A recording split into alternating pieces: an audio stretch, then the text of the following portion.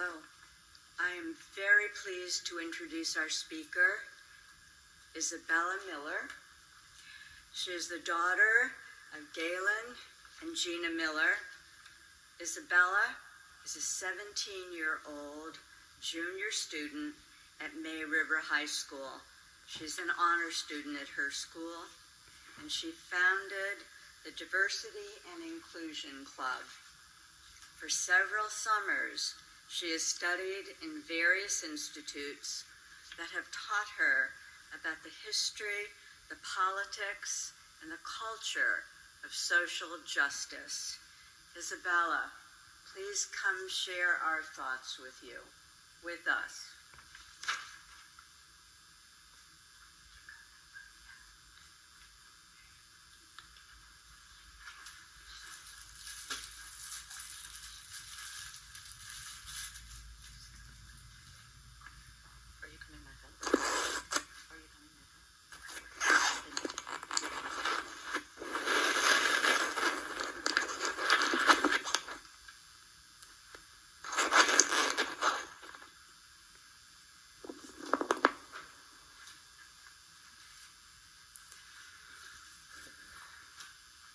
During this week, as we approach the inauguration of Joe Biden and Kamala Harris, America's first female, first Black, first South Asian Vice President-elect, there is reason for celebration and joy.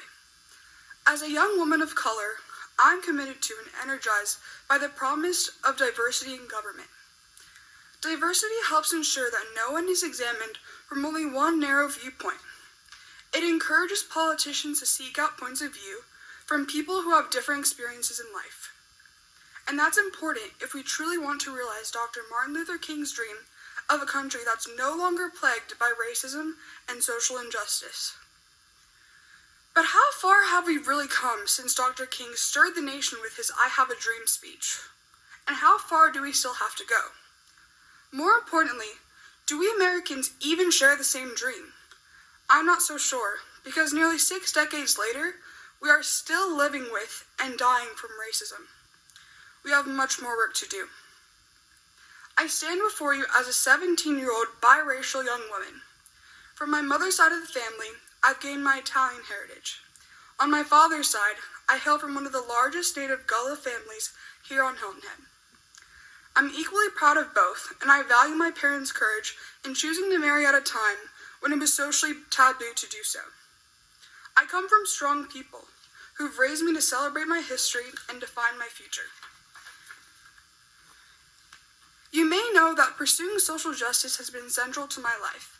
I've studied at the University of Pennsylvania's Social Justice Research Academy and the ACLU Summer Advocacy Institute, and I've taken on projects to try to create the beloved community that Dr. King envisioned. 2020 was the year when I took action here on Hilton Head to honor my heritage and advance the dream by trying to rid the word plantation from the names of local communities. For years, I've watched the forward march of history disrespect and erode the cultural and social fabric of our native islanders, and this includes the names and symbols we're surrounded by here on the island. The word plantation is not something that we should simply consult the dictionary to understand, nor should it be explained away as clever marketing, merely meant to convey a carefree lifestyle on the golf course. The word has a direct connection to a history of slavery and racism in our country. Plantations where my ancestors were dehumanized and devalued, where unspeakable atrocities were committed in the not-too-distant past. Yet as a result of coming forward about these feelings and asking for the word to no longer be used, the response was often ugly.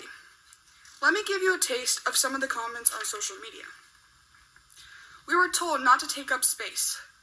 Let's stop giving them airtime. Maybe they'll go away and stop all of this BS. We were belittled.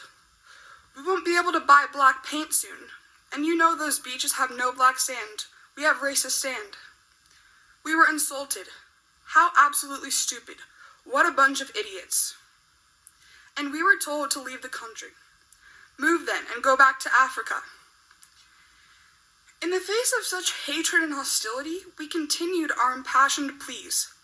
We explained how these words and symbols that may seem insignificant to some are hurtful in terms of their connections to oppression that Black people are still trying extremely hard to overcome. But in the end, much to my disappointment, the word plantation was retained in many communities. We have much more work to do. As I approach my senior year of high school, I try to find hope in the fact that I'll soon be applying to college and studying the subjects that fascinate me most. At the same time, scenes from my past school years will always stay with me. For example, after I gave a presentation in my English class about systemic racism, a hand jolted up and a fellow student asked, "What about affirmative action? That's reverse racism. White people are exposed to racism too." The tone was one of patronizing superiority as my classmate attempted to invalidate and dismiss me with his weaponized question. As the only person of color in the class, a person who's been mocked as the affirmative action girl, I felt a familiar mix of sadness and anger. Did this student know the role that legacy plays in academic admissions and how it's a holdover from a practice often employed by elite colleges to discriminate against Jews? Did he know that the role that athletic preferences play in admissions and that the majority of athletic scholarships go to sports such as lacrosse, tennis, golf, and sailing, which are dominated by white, not Black athletes? In other words, just like their legacy counterparts, college athletes who receive scholarships are whiter and more affluent than their classmates. They are also 3 to 4 times more likely to be admitted than everyone else. Did he know that Black young adults have substantially more student loan debt than their white counterparts, yet they are not nearly as protected by their parents' wealth? Did he know that in addition to academic admission, slots for employment and promotion, for bank loans, and public office have routinely been set aside for white men? In fact, until the 1960s, this was our nation's law. And if we think all of this is behind us, 2020 dramatically showed us that that's not the case. George Floyd, Ahmaud Arbery, Breonna Taylor, Rayshard Brooks, Daniel Prude, and so many others, their names haunt us and provide evidence that we're still living with and dying from racism. At the current moment, our nation is invested in the good news of the vaccine. Yet some social media and news commentators have begun to belittle Black people who are fearful of getting vaccinated. It makes me wonder if people understand what the distrust of medical treatment is often based on. Do they know that the U.S. Public Health Service recruited Black men in 1930s, telling them they'd be treated for syphilis, but the actual purpose of this study was not to provide treatment to these Black men? In fact, penicillin became widely available in 1943, yet treatment was withheld for 40 years from the same citizens the study was supposed to protect. Those men went on to infect their wives and children, and death was the typical result. This is not to say that I distrust the vaccine or the science of the COVID-19 vaccine, but at the same time, I understand that Black people's perception of vaccines is rooted in this history as well as the fact that we live in a country grounded in structural racism. Black people in America often are living in neighborhoods with poor air quality, unsafe water, and less access to healthcare and nutritious foods. For example, recent local news stories have featured communities right here on Hilton Head where mold is destroying families' health. Some of our neighborhoods don't even have proper sewage systems. Black people are also more likely to work low-paying, essential jobs that increase our likelihood for contracting COVID-19, a disease that's killing us at disproportionate rates. In fact, let me take a moment to recognize and honor all of those who suffered this year due to the disproportionate effects of COVID-19 on socially vulnerable people. You are not expendable. You are not less valuable. You matter. I also acknowledge all the people who have come before me, people who would not be silenced, people who gave us a blueprint for hope.